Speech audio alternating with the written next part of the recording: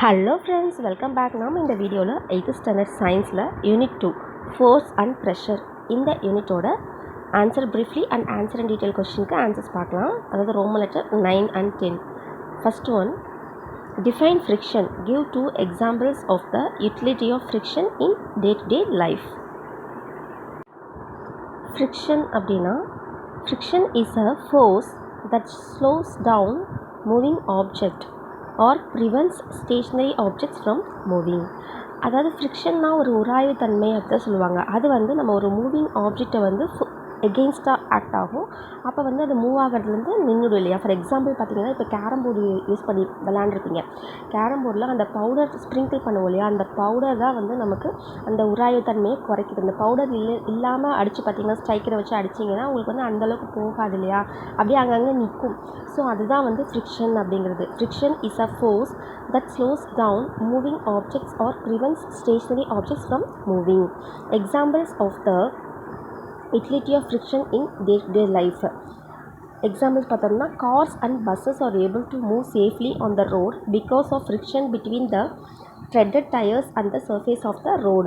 அதாவது இந்த டயர்லாம் பார்த்துருப்பீங்க. டயர் வந்து அதாவது பிளெயினாக இருக்காது, முழுமுழுன்னு இருக்காது. எப்படி இருந்தாலும் ஒரு க்ரிப்புக்காக ஒரு டிசைன் கொடுத்துருப்பாங்க. டயரில் பார்த்தீங்கன்னா ஒரு மாதிரி கோடு கோடாக ஸ்லைடிங் மாதிரி இந்த மாதிரி நிறைய டிசைன்ஸ் இருக்கும். அது எதுக்காகனா அந்த க்ரிப்புக்காக தான். ரோடுக்கும் அந்த டயருக்கும் உள்ள ஃப்ரிக்ஷன்னால தான் அது வந்து ஈஸியாக மூவ் ஆகுது, நல்லா சேஃபாக மூவ் ஆகுது ரோட்டில்.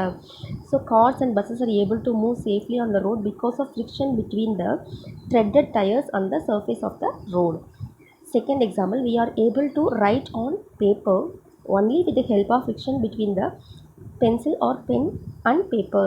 நம்ம பேப்பரில் வந்து எழுதும்போது அந்த பென்னுக்கும் அந்த பேப்பருக்கும் இடையில் உள்ள ஃப்ரிக்ஷன்னால தான் நம்மளால் வந்து நல்லா எழுத முடியுது. இதுதான் வந்து 2 examples in day to day life. Okay, second question பார்க்கலாம். Second one, mention any 3 ways of minimizing friction. 3 ways என்னென்னு பார்த்தோம். by using lubricants, with the help of polishing the surface, by using ball bearings. நமக்கு புக்கில் வந்து ரெண்டு தான் கொடுத்துருப்பாங்க minimising ஃப்ரிக்ஷனுக்கு. இது வந்து 3 பாயிண்ட் இருக்குது, 3 நோட் பண்ணிக்கோங்க. By using lubricants. லூப்ரிகன்ஸ்னால் இந்த க்ரீஸு, கேஸ்டர் ஆயில், இது எல்லாமே வந்து நமக்கு லூப்ரிகண்ட்டாக தான் ஆக்ட் ஆகும். These are applied to surfaces to reduce the friction between the surfaces. Example பார்த்திங்கன்னா, oil, wax, grease and castor oil. Second, with the help of polishing the surface, we sprinkle fine powder on the carom board and then we polish its surface to make smooth so that the striker slides easily on the surface. இது நம்ம முதல்ல பார்த்தோம் இல்லையா. with the help of polishing the surface, அதாவது அந்த carrom போர்டை வந்து நம்ம பவுடர் போட்டு பாலிஷ் பண்ணிட்டோம்னா ஈஸியாக மூவ் ஆகும். அதான் அந்த எக்ஸாம்பிள். அதான் வந்து மினிமைஸ் பண்ணலாம் ஃப்ரிக்ஷனை. Third one, by using ball bearing. We use lead shots in bearing of a cycle hub because rolling friction is smaller than sliding friction. rolling friction வந்து sliding frictionோட கம்மியாக இருக்கிறதுனால அதை வந்து நம்ம சேஞ்ச் பண்ணுறோம். எப்படின்னா லெட் ஷாட்ஸ் யூஸ் பண்ணுறோம். அப்போ சைக்கிள் ஹப்பில் லெட் ஷாட்ஸ் யூஸ் பண்ணும்போது நமக்கு வந்து அந்த ஃப்ரிக்ஷன் வந்து குறையும் அப்படிங்கிறாங்க. Okay, by using lubricants with the help of polishing the surface by using ball bearings. இது புக்கில் நான் காமிக்கிறேன் எங்கே இருக்குது. பேஜ் நம்பர் 18 பார்த்தீங்கன்னா, அது இன்க்ரீசிங் ஆர் டிக்ரீசிங் ஃப்ரிக்ஷனாக ஒரு 2 பாயிண்ட் இருக்குது பாருங்கள். Using lubricant. லூப்ரிகன்ட் அப்படின்னா a substance which reduce the frictional force is called as lubricant. லூப்ரிகன்ட்னா எந்த ஒரு சப்ஸ்டன்ஸ் வந்து அந்த ஃப்ரிக்ஷனல் ஃபோர்ஸை குறைக்குதோ அதான் வந்து லூப்ரிகன்ட் அப்படிங்கிறது. Using ball bearings. Rolling friction is smaller than sliding friction. Sliding friction is replaced by rolling. So வந்து அந்த ஸ்லைடிங் ஃப்ரிக்ஷனை வந்து நம்ம ரோலிங் ஃப்ரிக்ஷனாக சேஞ்ச் பண்ணுறோம். எப்படின்னு பார்த்தோம்னா பால் பியரிங்ஸ்லாம் யூஸ் பண்ணி. இந்த ரீசன்னால தான் லெட் ஷாட்ஸ் வந்து நம்ம பியரிங்கில் யூஸ் பண்ணுறோம். எங்கன்னா சைக்கிள் ஹப்பில். நெக்ஸ்ட் கொஸ்டின் பார்க்கலாம். இது வந்து நீங்கள் இந்த மாதிரியே பாயிண்ட்டாக போட்டு எழுதிக்கோங்க. Next third one, state Pascal's law and mention its applications. Pascal's law அப்படின்னா என்னென்னா, பேஜ் நம்பர் 15 இருக்குது. Pascal's law states that the pressure applied at any point of a liquid at rest in a closed system will be distributed equally through all directions of the liquid.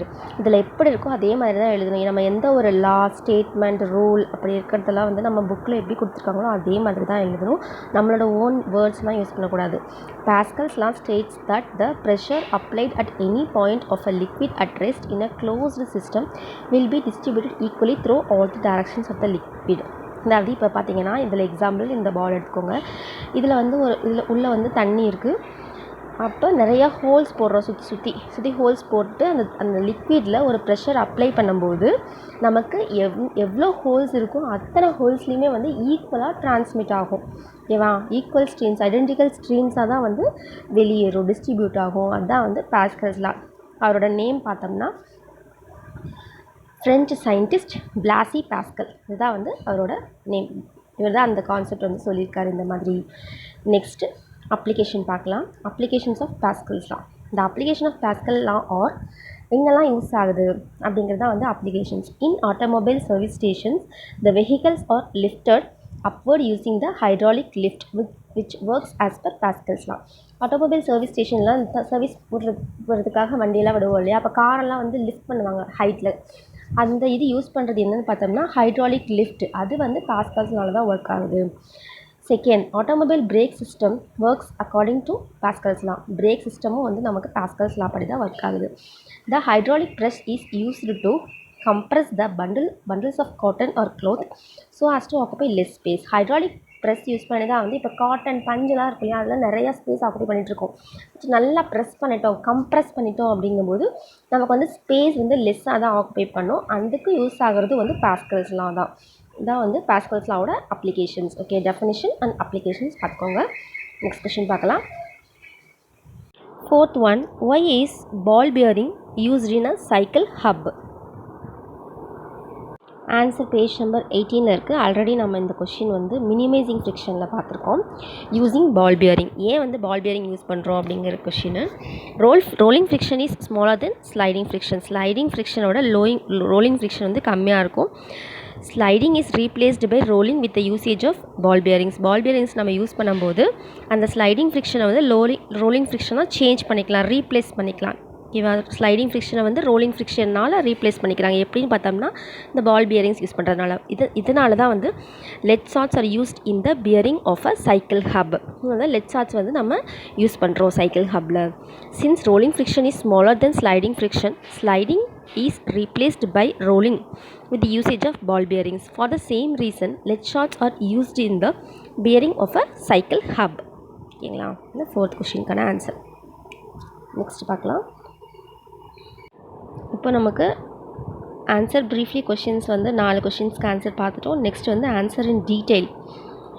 Roman letter 10. First, friction is a necessary evil. Explain. The friction is a necessary evil. Friction is a necessity in most of our daily activities.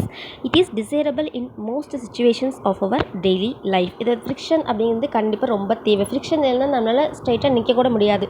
Friction இருக்கிறதுனால தான் நம்மளால் நிற்க கூட முடியுது. So எல்லா ஒரு விஷயத்துக்கும் நம்மளோட டே டு டே ஆக்டிவிட்டீஸில் வந்து ஃப்ரிக்ஷன் அப்படிங்கிறது வந்து ரொம்ப இம்பார்ட்டண்ட்டான ஒன்று. என்னெல்லாம் பார்த்தோம்னா, we can hold any object in our hand due to friction. ஃப்ரிக்ஷனால தான் நம்மளால் எந்த ஒரு ஆப்ஜெக்ட்ஸும் நம்ம கையில் பிடிக்க முடியுது. we can walk on the road because of friction. the footwear and the ground helps us to walk without slipping. நம்ம ரோட்டில் நடக்கும்போது நமக்கு வந்து நம்ம போட்டிருக்க ஸ்லிப்பருக்கும் அந்த ரோடுக்கும் உள்ள grip இந்த சென்ஸ் ஃப்ரிக்ஷனால தான் நம்மளால் வந்து ஸ்லிப் ஆகாமல் நடக்க முடியுது.